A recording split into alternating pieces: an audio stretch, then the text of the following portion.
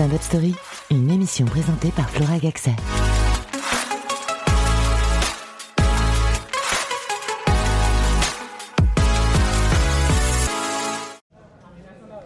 Bonjour, vous écoutez Stand-Up Story, l'émission qui vous plonge dans l'univers du stand-up. Aujourd'hui, je suis avec Aude Lynn, qui joue son spectacle Plouc au théâtre Le Bout le 21 décembre à 17h et qui va reprendre un dimanche sur deux à partir du 4 janvier 2026. Bonjour, comment vas-tu ? Ça va super, et toi ? Très bien, merci. En plus, là, tu venais de me dire que tu venais de prolonger justement au théâtre jusqu'à mars. Oui, j'ai trop contente, ça va être cool. Bon, après, faut remplir, mais j'ai hâte. C'est mon petit challenge, quoi. Mais ouais, donc ça sera toujours un dimanche sur deux, donc au même théâtre. Donc là, ça va au théâtre Le Bout jusqu'à mars. Et là, ça va, t'arrives à remplir un petit peu d'ailleurs ? Écoute, je touche du bois. Pour l'instant, bon, c'est pas plein, mais j'ai quand même une bonne moitié de salle. Enfin, ceci dit, la jauge la plus petite que j'ai eue, c'était 9. Mais franchement, on s'est bien amusé, tu vois. Ça s'est bien passé. Même si c'est un peu ma hantise, ça va. C'était cool.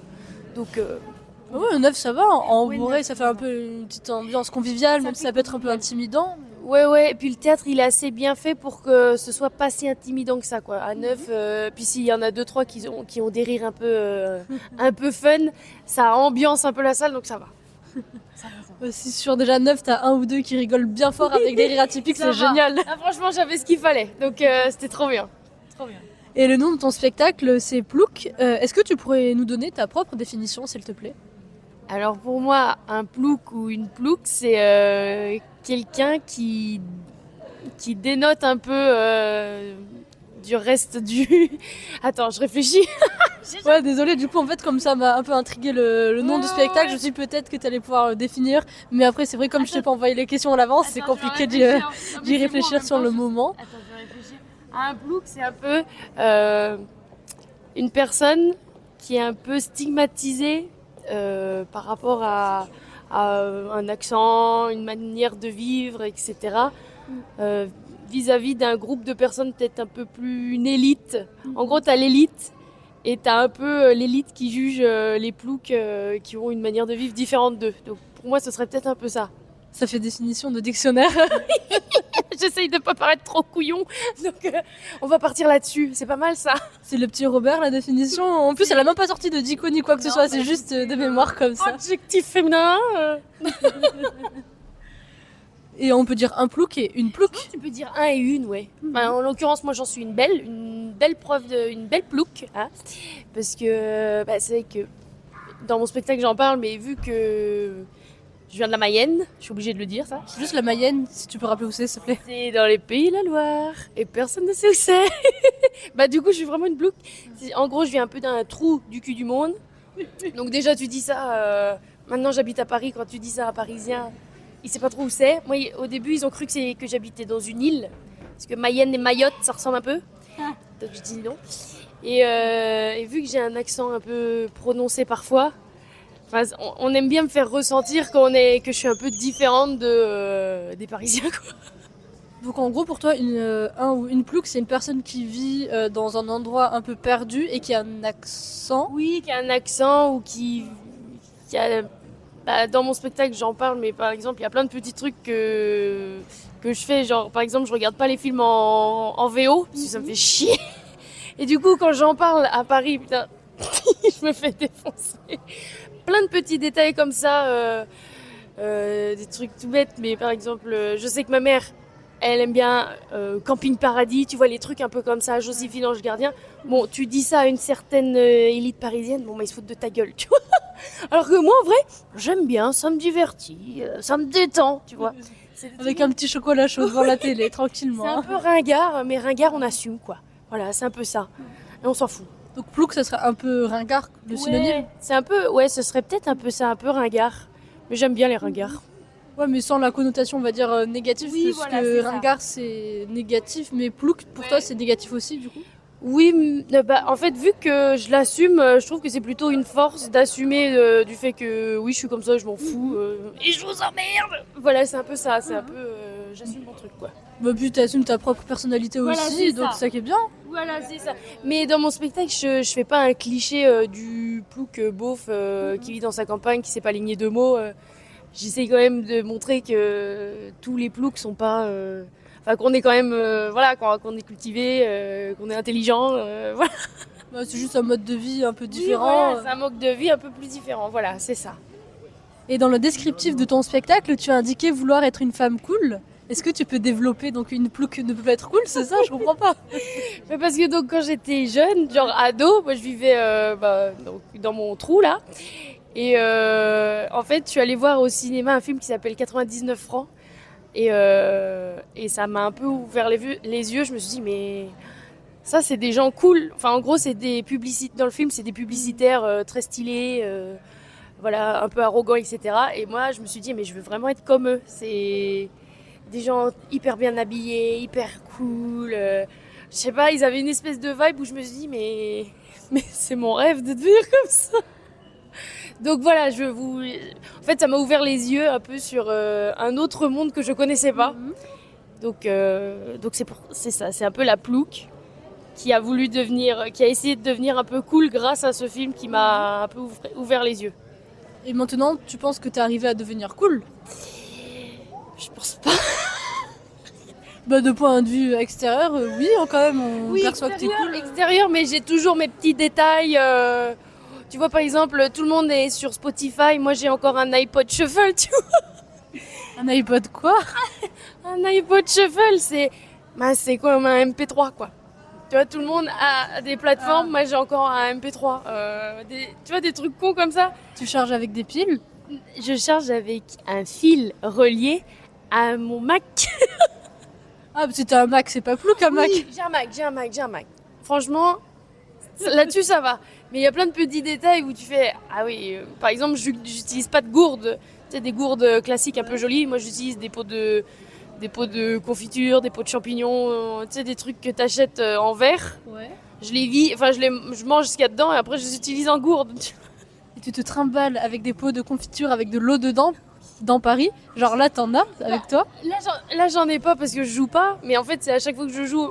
Pour prendre une gourde, au lieu de prendre une belle gourde, machin, bah, je prends un pot de champignons vide, puis j'utilise comme gourde, quoi. Et à chaque fois, ça fait rire un peu les gens, donc... Ah bah, on s'y attend pas, c'est surprenant. Même tu t'en mets pas partout, du coup, vu que l'ouverture n'est pas la même. Ça va. Mais c'est vrai que du coup, j'ai quand même un petit fond bizarre. Vu d'extérieur, un peu bizarre. Mais bon, ça fait rire. Au moins, les gens, ils discutent avec moi après. Bon, au moins, ça fait rire les personnes avant même que tu parles. Donc, ça peut leur donner encore plus envie de venir voir ton spectacle. C'est ça. Donc, n'hésitez pas à passer. C'est ça. Sinon, sur un fond de pot de confiture où tu mets de l'eau, tu peux mettre ton flyer ou un QR code, comme ça les gens te suivent. Écoute, j'y penserai. Merci pour le coup marketing. C'est pas mal. Ou un QR code sur un t-shirt, il y en a plein qui le font. Je l'ouvre en grand. Exactement. Et donc ça, c'est d'ailleurs, il s'agit de ton premier spectacle, le Plouc, ou c'est le deuxième? Non, c'est le premier. Je suis encore un petit bébé dans le milieu de l'humour, donc oui, c'est mon premier. Un premier gros bébé déjà, c'est un sacré morceau. Je suis contente aussi d'avoir réussi à l'apprendre, parce que moi j'ai une mémoire de merde. Donc je suis contente de tout avoir en mémoire et d'avoir tout écrit et d'être contente de ce que j'ai fait. Donc trop bien. Et justement, comment tu arrives à te souvenir sur scène de ce dont tu vas parler? Est-ce que tu as une petite feuille cachée? Justement, tu vas boire de l'eau discrètement, même si c'est pas si discret que ça, si c'est pas une gourde. En fait, j'ai écrit mon spectacle d'une manière à mieux l'apprendre. C'est-à-dire, c'est un peu une histoire, il y a un fil conducteur, etc. Ce qui fait que pour moi, c'est plus facile d'apprendre. Et quand j'ai des petits trous, je vais pas te mentir, je vais boire un petit peu. Je bois. Et puis en général, ça revient. Donc ça va. C'est la fameuse stratégie. Parce qu'il y en a d'ailleurs les rideaux qui ont une petite feuille avec les mots-clés. J'ai fait ça aussi une fois. J'ai mis une petite phrase derrière un rideau. Puis en fait, je l'ai pas utilisé. Donc, bon. C'est mieux que la stratégie de mettre des mots sur la main. Parce que si tu transpires, tu perds tout. Si tu le mets sur la tête là, tu fais des trucs, hop, t'as toute l'écriture sur le visage. Non. T'as déjà fait ça? Non, ça va. J'ai jamais fait ça. Ça sentait l'expérience d'avoir l'écriture sur les joues de tes sketchs. Ça pourrait être très drôle à voir pour le coup. Ça ferait un clown quoi, très clairement. Après tu fais genre que c'est maîtrisé mais pas du tout. Et ça fait combien de temps que tu fais de la scène maintenant un peu? Ça fait un peu plus de 2 ans je pense. Mais c'est vrai que je suis encore 2 ans, c'est encore jeune. Et j'apprends encore un peu tout le temps. Donc, mais ouais, 2 ans. Et on continue là sur une 3e année. Trop bien. Super. Et dès la première année, t'as commencé à écrire pour ton spectacle ou t'as commencé à écrire pour des plateaux et après tu t'es dit tiens pourquoi pas en faire un one en entier? Non, dès la première année, je voulais écrire mon spectacle quand même parce que c'était un peu mon goal. Je me suis dit, il faut absolument que je fasse ça. Voilà, histoire de se dire, bon, j'ai mon spectacle, je peux faire... puisque, en fait, ce qui est bien, c'est quand tu as 1 heure de spectacle, tu peux faire des plateaux avec plusieurs passages différents de sketch, donc ça peut être sympa aussi. Donc voilà. Et tu t'es enfermé chez toi pour écrire ton one en quelques semaines, en plusieurs mois, et après que tu as modifié par la suite, comment tu t'y es prise? J'ai dû mettre 6 mois pour l'écrire. J'ai dû mettre 6 mois pour l'écrire. Parce que, bon, pour l'écrire et pour l'apprendre. Parce qu'il y avait quand même des sketchs qui étaient sûrs, qui marchaient, etc. Donc ça, j'étais sûre de les mettre, etc. Mais pour faire vraiment 1 heure pleine, il fallait que je rajoute. Facile 6 mois. Pour bien... En plus, j'aime bien être un peu dans le détail et tout. Donc, pour être fière d'un bon truc, j'ai mis 6 mois. Ouais, même en soi, 6 mois, c'est pas grand chose. C'est juste qu'il y en a, tu vois, en quelques nuits, ils vont écrire un spectacle et ensuite ils vont le modifier, le roder. Toi, tu voulais avoir la version définitive d'abord? Ouais, j'aime bien comme ça présenter devant des gens qui sont déplacés, les premiers spectateurs. Je me suis dit, bon, faut quand même que je fasse un truc dont je suis fière. Parce qu'en plus, c'est en général, le premier spectacle, c'est un peu tes potes et ta famille. Je me suis dit, il faut que je fasse un truc un peu propre et voilà, bien cadré. Donc, Et tu parles d'eux sur scène? je parle d'eux, mais j'ai changé les noms. Ils se reconnaissent? Oui. Je pense que j'ai une pote qui se reconnaît parce que on a fait une activité ensemble et du coup j'en parle dans mon spectacle. Et puis ma mère, j'ai pas changé le nom puisque c'est ma mère. mais ça va, elle le prend bien. Ça va. Je suis pas trop méchante. Ça va. Selon toi ou selon elle? Selon moi, non, je rigole. Non, ça va. Elle est même contente, je crois, que je parle un peu d'elle. Des fois, elle fait tu parles de moi, t'exagères. Elle t'a pas dit tiens, à ce moment-là, tu pourrais pas rajouter telle anecdote, machin, quoi écrit avec ta maman le spectacle? C'est vrai qu'elle aime bien me dire mais ça c'était bien ça, faudrait que tu fasses ça. Je fais oui, mais ça n'a rien à voir avec mon spectacle. Oui, mais non, je vais pas mettre non, laisse-moi tranquille. Sinon, le spectacle il va durer 3 heures. Oui. Et 3 heures de trucs pas ouf en plus, donc. Pas ouf parce que tu parles de ta mère, c'est ça? Il y a des trucs, bon voilà quoi. C'est marrant entre nous. Oui, je comprends. Avec les spectateurs, je fais quel intérêt? Là, tu dis mais non, tout le monde s'en fout, maman, c'est bon. On s'en fout. C'est ça. Et ça se trouve, elle va écouter l'interview. Je vais voir ce que vous allez dire, et peut-être je lui enverrai parce qu'elle sera contente. Parce que mine de rien, elle est un peu fière des fois. Elle fait oh là là. Elle le dit à tous les voisins, putain. Tous les voisins de ton petit village? De la ville où on est, à la famille, elle fait ah bah oui, elle m'a fait un spectacle et tout. Et du coup, tout le village va se ramener voir ton spectacle. Enfin, déjà, il y a combien de villageois? Ah bah maintenant, c'est une petite, c'est une ville qui s'appelle Bru maintenant. Et je sais pas combien ils sont. Parce qu'en fait, à la base, nous on vient des Pays de la Loire, mais là, elle a déménagé dans une autre ville qui est tout aussi petite. Mais je pense qu'ils sont, je sais pas du tout combien ils peuvent être, mais c'est une ville quoi, quand même. Ah, une ville, ok. Et il y a une salle de spectacle où tu peux jouer. Ah, tu viens de dire que la ville était moche. C'est une ville moche, mais c'est une ville. Et il y a un théâtre, il y a un petit théâtre. Oui, donc... Le théâtre, il est moche aussi. On va l'envoyer au directeur de la salle si tu veux jouer. Franchement, il est pas mal. Et il y a pas mal de place. Franchement, ça ferait plaisir de jouer là-bas. Ce serait trop incroyable d'être là avec ma famille et tout. Mais en vrai, pourquoi t'as pas testé? T'as pas essayé d'envoyer un email, de présenter ton spectacle là-bas? J'ai même pas essayé du tout. Tu crois, j'envoie un message comme ça, genre bonjour, j'ai un spectacle. Tu dis bonjour, je joue à Paris, j'ai un spectacle à vous proposer. En plus, j'ai de la famille dans le village. Ouais. Je pense déjà il va être content que sa salle se remplisse.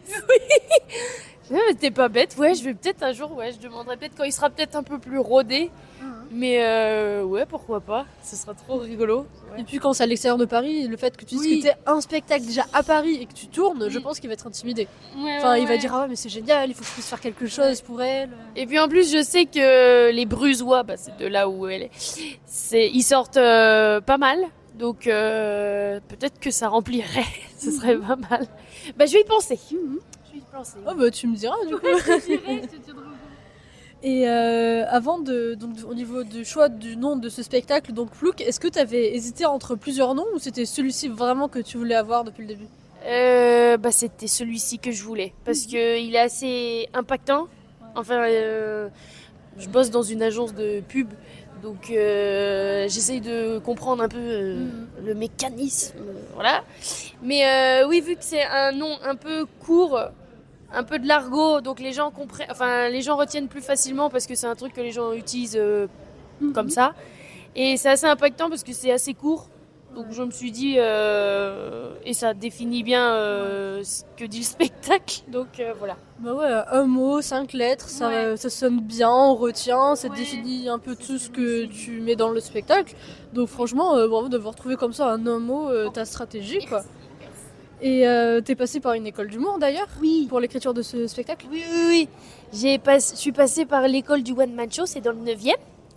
Et j'ai fait un peu d'impro au début, et puis après je me suis mise au stand-up pendant 3 ans. Et franchement, ça m'a... Parce que en fait, moi, j'ai jamais fait de théâtre ou de trucs comme ça. Du coup, ça m'a aidé à juste me tenir sur scène, poser ma voix, m'ancrer, et même juste oser écrire et proposer mon écriture aux gens. Donc franchement, c'est trop bien. En plus, on avait des petits ateliers clown, impro et tout, donc ça m'a un peu décoincée. Et tu te sers maintenant de tous ces outils sur scène? Ouais. Surtout l'ancrage. Je sais que parfois en spectacle, je me dis putain, là, t'es en train de... Enfin, tu répètes un peu toujours le même geste ou t'es pas assez bien ancré sur scène. Donc j'ai une petite voix qui me dit arrête de bouger et stabilise-toi bien pour bien porter ta voix. Donc j'ai encore des trucs qui me restent en tête. Ouais, c'est bien, tu as développé comme ça des réflexes et tu te souviens des cours. Ouais. Et tu as suivi les cours pendant combien d'années là-bas? Eh ben, je te dis 3 ans, mais je crois que... Attends, c'est peut-être 4 ans en fait. 4 ans, je crois. Combien d'années d'impro et combien d'années d'école d'humour? D'impro, j'ai dû faire... Attends, 2 ans. Et après, j'ai fait 4 ans de cours de one. J'ai mis beaucoup de temps. Mais je suis dans mon petit cocon familial. Franchement, en plus, une école, c'est bien parce que t'es un peu...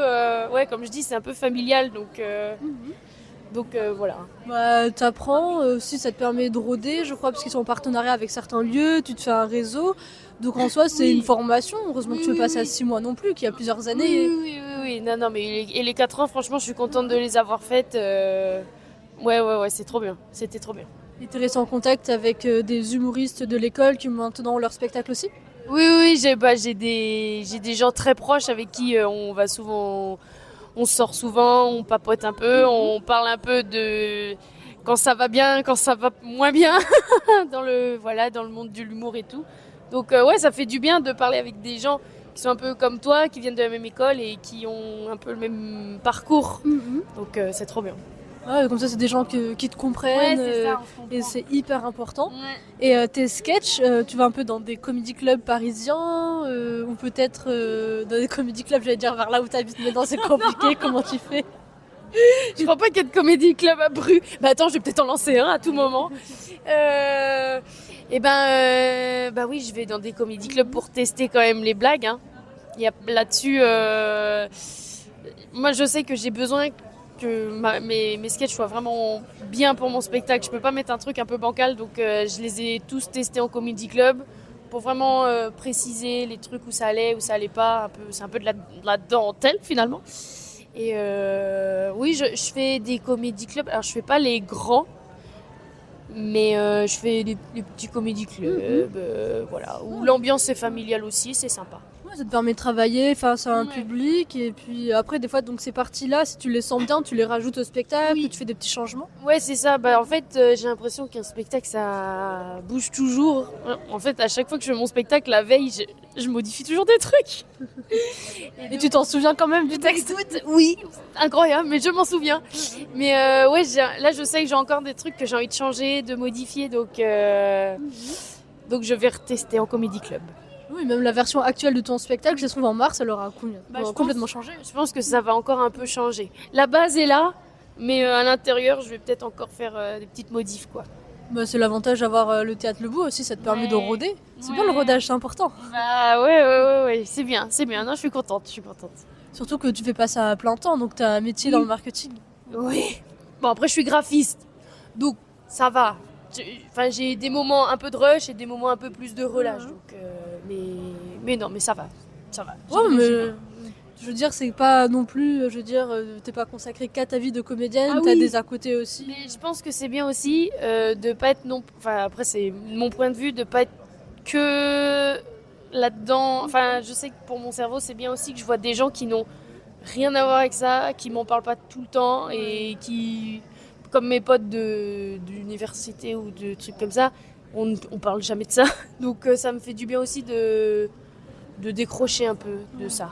Ça te permet de souffler, sinon je pense qu'au moment t'arriverais à saturation, t'aurais peur d'en être dégoûté sinon. Ouais, je pense que c'est ça. C'est bien, ça me change un peu les d'air, j'aime bien. Mais si jamais t'avais l'occasion d'être intermittente du spectacle, si jamais tu gagnais vraiment bien ta vie avec ce que tu fais en tant que comédienne, est-ce que tu penses que t'arrêterais le métier de graphiste ou t'en as vraiment trop besoin psychologiquement? Non, j'arrêterai. Parce que c'est sympa, hein. Enfin, c'est surtout alimentaire aussi, on va pas se mentir. Parce que bon, pour l'instant, je peux pas vraiment vivre du spectacle ou du stand-up. Donc, j'ai ma paye. Donc, comme ça, j'ai une charge mentale en moins. C'est-à-dire que tous les mois, ça tombe. En plus, je vois un peu de gens différents. Voilà. Mais crois-moi que si je deviens comédienne ou pro, c'est terminé le graphisme. On enverra ça à ta responsable. Je crois qu'ils le savent déjà. Bon, je suis sûre même qu'ils doivent t'encourager dans ce que tu fais. Oui, franchement, ils sont contents, donc ça va. L'ambiance est bonne. Et ton affiche, c'est toi qui l'as designée? Oui, alors c'est pas moi qui ai pris la photo. J'ai pris une photographe, voilà. Mais c'est moi qui ai fait le montage. J'ai changé le fond, j'ai mis la typo. Je me suis dit, tant qu'à faire, c'est mon métier, je vais le faire. Ouais, t'as les compétences, c'est comme ça, tu fais ce que tu veux, t'évites les nombreux allers-retours de ceux qui te conviennent pas. Ouais, c'est ça. Donc, puis voilà, au moins je suis sûre de ce que je veux et que c'est un truc que j'aime bien. Donc ça va. En plus, son affiche, elle est très bien. Et il faudrait qu'ils aillent regarder sur Internet, comme ça ils en profiteront, les spectateurs, les auditeurs pour prendre des places. Et comme ça, les auditeurs se transformeront en spectateurs dans ta salle. Exactement, mais qui n'hésite pas, n'hésitez pas, c'est super. Et tu te souviens de ta toute première scène? Ma toute première scène, c'était vraiment dans un tout petit comédie club que je pense tous les humoristes connaissent. On donnera pas le nom, mais si jamais on n'en dit pas que du positif. Moi ça va, en vrai j'en dis du... Je le dis ou pas? Non, je le dis pas. Mais donc c'était un tout petit comédie club. Ouais, c'est un petit plateau où on peut venir tester, faire des vannes, mais disons que les conditions ne sont pas forcément optimales quand on veut se professionnaliser. Oui, mais bon, c'est vrai que pour une première scène, c'est vrai qu'il n'y avait pas grand monde dans la salle, il n'y avait que les humoristes. Mais ça t'apprend un peu à te lancer, tu vois, t'as un micro, t'as pas tant de risques que ça. Je sais que encore maintenant, quand je veux tester des passages, j'y retourne de temps en temps. Parce que, encore une fois, c'est un peu safe. Ouais. J'ai un bon souvenir de cette première scène. Puis en plus, j'étais avec des copains qui étaient aussi humoristes et qui passaient. Donc vraiment, les gens qui étaient dans la salle, c'était un peu mes copains. Donc pour une première scène, ça allait. Ouais, même pas que pour les premières scènes, pour de temps en temps. Mais c'est vrai que des fois, si t'as l'occasion d'aller ailleurs, dans des lieux plus pros, c'est mieux. Oui. Ah bah oui, non, mais c'est vrai qu'il faut pas y passer tout son temps, mais pour débuter, j'ai trouvé que ça allait. Ouais, c'est toujours plus pratique de s'entraîner chez soi, réciter un texte. Là, on est quand même dans des conditions à peu près, face à des gens, vrai public ou pas. Bon, mais au moins on a un temps à respecter, ça nous entraîne à notre moment. Et même t'as un micro, moi j'avais jamais, parce qu'en fait en cours on n'utilise pas de micro. Ouais. Bah ouais. Donc du coup, rien que ça, savoir le poser, c'est des petits détails c'est bien de l'apprendre là-bas, quoi. Avec ta voix, t'as eu besoin de micro?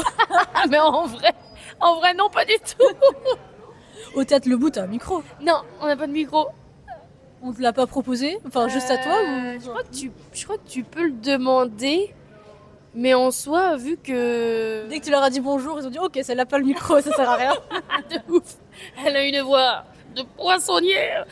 Non, mais Bah en fait je sais pas, en fait pour être assez libre de mes mouvements, j'ai dit et vu que le théâtre en soi il porte bien, enfin la voix porte bien dans ce théâtre-là, j'ai pas trop besoin. Il y en a qui s'en servent juste pour faire des bruits avec le micro, genre en Ah tapant oui. dessus ou des petits trucs. Bah moi j'ai peur que ça m'encombre plus que ça, parce que je fais quand même, j'ai des accessoires, des petits trucs comme ça, donc peut-être que ça m'encombrerait plus qu'autre chose. Mais en comédie club, je prends un micro, ça va. Et on passe juste le son en régie. Je plaisante. Mais au moins on t'entend bien et puis t'articules bien aussi. Donc je pense que c'est assez agréable côté spectateur de voir une comédienne comme ça. Oui, on essaye. Tout ça, c'est les cours que j'ai pris pendant 4 ans où oui, t'articules. Donc là-dessus, c'est bien. J'étais contente. Et le jour où tu seras dans une plus grande salle, tu prendras un micro-casque. Ah bah oui, comme Laurie, là. Les petits micro-casques, là, j'adore. C'est un peu stylé, ça. Mais je pense que je prendrais ça, oui, je prendrais ça. Je sais pas du tout comment... Mais ça se met sur le front ou c'est sur le côté, là? Je pense que c'est sur le côté. C'est sur le côté. J'aimerais bien essayer un jour. Après peut-être qu'il y a des modèles de plouc différents. Mais... Au milieu du pif, comme ça. Non, mais on verra. On verra si je fais des grandes salles, mais j'espère. Mais oui, ça va arriver. Et donc on parlait de ta première scène. Est-ce que tu te souviens de ton premier sketch, de quoi il parlait? Oh là là, c'était nul. En plus, on m'en reparle. C'était nul, ça parlait des pigeons. En fait, j'étais un pigeon. En gros, c'est nul. C'est une imitation du pigeon? Pigeon parisien, parce que du coup, je sais pas si t'en as dans ta petite ville. Oui, pigeon parisien. Je jouais un pigeon. Et Pigeon malade. Putain, mais comment j'ai pu faire ça? Et vraiment, il y a encore des gens qui me disent non, mais c'était bien. Et j'étais non, c'était nul. T'as fait de l'impro, je pense que c'est pour ça que t'as eu cette idée de faire un pigeon. Oh là là. Oui, mais tu sais qu'en vrai de vrai, l'impro, ça t'ouvre à des persos. Tu dis, oh, je vais faire ça. Alors c'est bien, mais des fois, c'est pas dingue. C'est que le pigeon. En spectacle d'impro, je pense que ça peut être très bien de faire un pigeon quand t'es plusieurs sur scène. Ça peut habiller le truc et donner. Ça peut être sympa. Ouais. C'est que, voilà, en stand-up.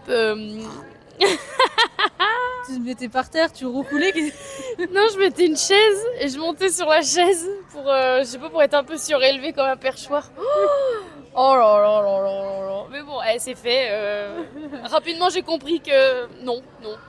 Attends, on va pas faire. Et du coup, avec ce personnage-là, tu parlais? Ou c'était que des imitations?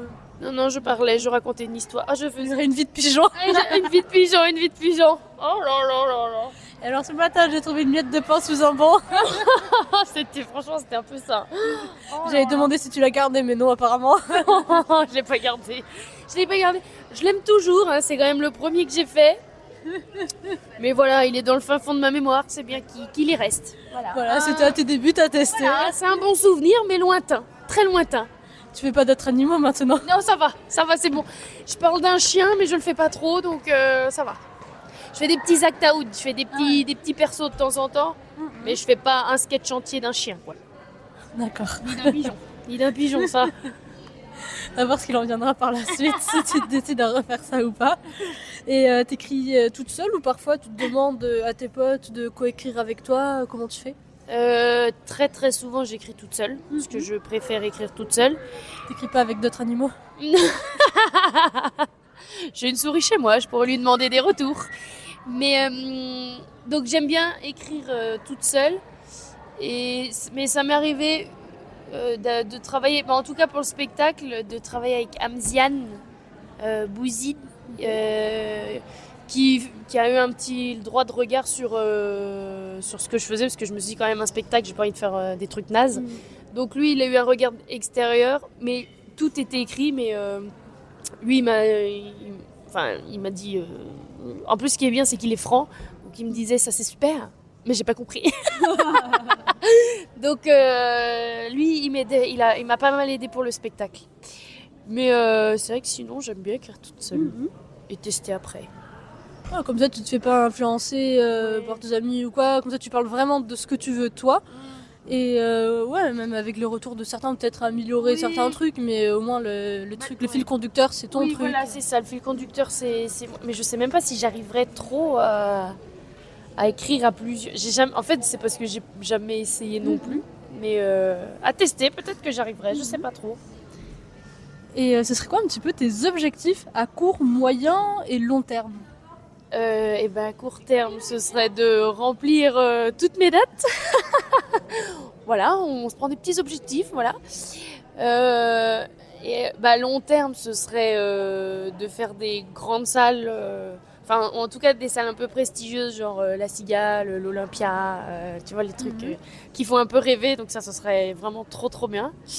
Et puis il y a aussi d'autres petits trucs, genre j'aimerais bien aussi faire des chroniques dans des radios ou des trucs un peu, tu sais, Nova ou des trucs comme ça serait trop bien. Mais voilà, pour l'instant je vis un peu au jour le jour, j'essaye de me concentrer déjà sur mes dates. Mais ouais, ce serait ça. Ce serait ça. Ah oui, ça se trouve, il y a des opportunités qui vont arriver petit à petit, à force de jouer, des connaissances qui vont te mettre en relation, ce serait chouette. C'est ça. C'est vrai que les relations, c'est vrai que ça joue aussi pas mal. Donc on verra. On verra dans quelques années. Et plus de festivals aussi, ou c'est pas quelque chose Ouais, festival, c'est sympa. Bah, j'en ai fait un à Bourges, là, récemment. Et franchement, ça change. Puis encore une fois, ça a vachement rempli. Enfin, la salle était vraiment pleine. Donc Puis c'est bienveillant, c'est sympa. Puis tu vois des nouveaux humoristes qui sont pas forcément parisiens, mais qui sont un peu... Enfin, il y avait des Normands, il y avait des Marseillais. Donc ça fait du bien aussi de voir d'autres gens d'autres villes, quoi. Et quand tu feras une tournée de France, ils pourront venir te voir. Oui, ce serait bien. J'adore. Bah oui, ce serait trop bien. Et ils vont dire oui, on l'a vu à tel moment et tout, c'était génial. Maintenant on va à la version aboutie de ce qu'elle propose. Non mais c'est l'objectif, c'est l'objectif. Bah super. Est-ce qu'il y a sur certains éléments ou des aspects sur lesquels tu souhaiterais rebondir, qu'on aborde ou, Écoute, non, je crois que c'est bon, hein. C'est bon. Et toi, t'as des petits trucs? Alors en fait, en soi, j'avais énormément de questions, mais on arrive déjà à la fin de l'interview. Ah, j'ai trop parlé. Non mais c'est génial, c'est mieux comme ça. Ça va? Non, oui, Tu as c'est ton très chouette. contenu, tu as ton contenu. J'ai le contenu, yes, c'est bon, tout va bien. Mais c'était juste pour savoir si pour toi il y avait certains éléments qu'on n'avait pas abordés, mais si on a fait globalement le tour. Mais c'est bien, t'avais plein de questions, c'était très bien. Bon, bah, j'espère que j'ai bien répondu aussi. Bah oui, t'as plus que mieux répondu, Ça c'est va. sûr. Bah oui. Et ah oui, peut-être juste dernière question, t'as déjà fait des premières parties? La première fois que j'ai fait une première partie, c'était mardi dernier. Bah non, mardi là. Bah oui, mardi dernier. C'était la première partie de Alexis Le Rossignol, qui est très fort, hein. Franchement, parce qu'après on est allé dans la salle pour voir son spectacle. Il était trop trop fort et moi j'ai vraiment trop rigolé. Et c'était très impressionnant parce que c'était à Bobino. Donc il y avait 800 ou 900 personnes. C'est la plus grande salle que j'ai faite. Donc je suis arrivée, wouhou, et je me suis dit, oh waouh, c'est énorme. Mais ouais, c'était ça, c'est incroyable. T'as dû te régaler à Bobino. Ouais, non mais c'est vraiment une salle... par exemple, c'est typiquement le type de salle que j'aimerais trop faire, quoi. C'est vrai que même quand je l'ai dit à ma mère, elle fait « Oh, mais Bobino, mais c'est dingue !» Elle l'a dit à pareil, elle l'a dit aux voisins, à la famille. Et toute la ville est au courant, même le maire qui va t'accueillir les bras ouverts pour ton spectacle. Franchement, tu vas voir le maire, tu dis oui, bonjour monsieur le maire, j'ai fait Bobino à Paris. Tu dis pas que c'est une première partie. T'as raison, je vais faire ça. Comme ça, La tu fais même mytho. augmenter les tarifs. La mytho, mais t'as raison. Tu dis, écoutez, moi je joue à Bobino, j'accepte pas n'importe quoi. C'est déjà un privilège de jouer dans votre petite ville. Et de toute façon, si j'y crois, tout le monde y croit. Donc faut y aller au culot, quoi. Écoute, j'en parlerai. Tu distribueras des flyers dans toutes les boîtes aux lettres. En 10 minutes à pied, c'est fait. Le facteur, sinon, s'en charge. Je vais faire ça. Bah super, merci beaucoup en tout cas Audeline d'avoir été avec nous aujourd'hui. Donc retrouver son spectacle Plouc. D'ailleurs c'est quoi ton Instagram si tu veux le donner? C'est Aude du 53. 53 c'est la Mayenne, voilà. Donc suivez-la sur les réseaux sociaux, c'est là où elle met toutes ses dates, toute son actualité, comme ça vous allez pouvoir où est-ce qu'elle va pouvoir jouer et les premières parties qu'elle fait. Donc retrouvez son spectacle Plouc au Théâtre Le Bout le 21 décembre à 17h et qui va reprendre ensuite, toujours au même théâtre, donc au Théâtre Le Bout, un dimanche sur 2 à partir du 4 janvier 2026. Merci beaucoup et bonne journée sur Speed Radio. Merci à toi.